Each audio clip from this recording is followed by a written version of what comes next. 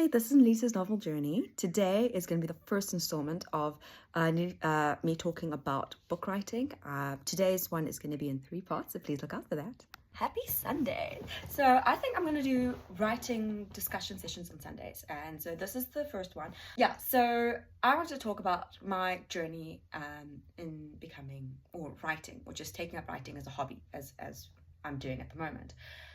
When I had reached grade 2, now I managed to pass grade 1, I know how to read, I know how to write, and I thought, okay, so how do we construct dialogue in sentence? And I asked my teacher this, and that's when I discovered that learning to write a book was not a part of the school curriculum, and I was very disappointed. When I was a teenager and full of emotions, I decided to try again. I got myself wads of paper from the study and I sat at my work desk with a pen.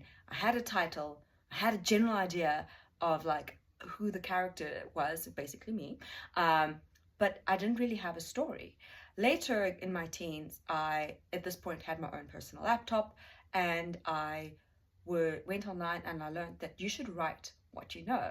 And I realized I didn't know enough. All I knew was my life, and it wasn't enough to write about, and it wasn't something that I felt like I needed to write. I also at some point assumed that I could keep a journal and then write a memoir off of that, but I didn't have anything worth talking about. I'd be like, today I went to school and nothing happened. And so I basically gave up on writing. Got to my 30s, I'm living in the UK, and now having lived in 2 different countries, having experienced a lot more of life, and then reading a poorly edited book, I realized if they can do it, so can I. And so I decided to give it a go.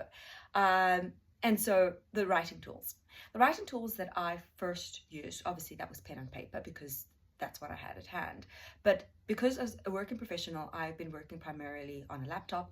I'm left-handed. I don't like having the ink stains on my hand. And so I elected to use Word, Microsoft Word. It's something that I'm familiar with. I did Mavis Beaker's Teacher Typing, so I can type almost as quickly as I can think. So it made sense for like editing and revising and really getting everything on paper. It also I thought was great for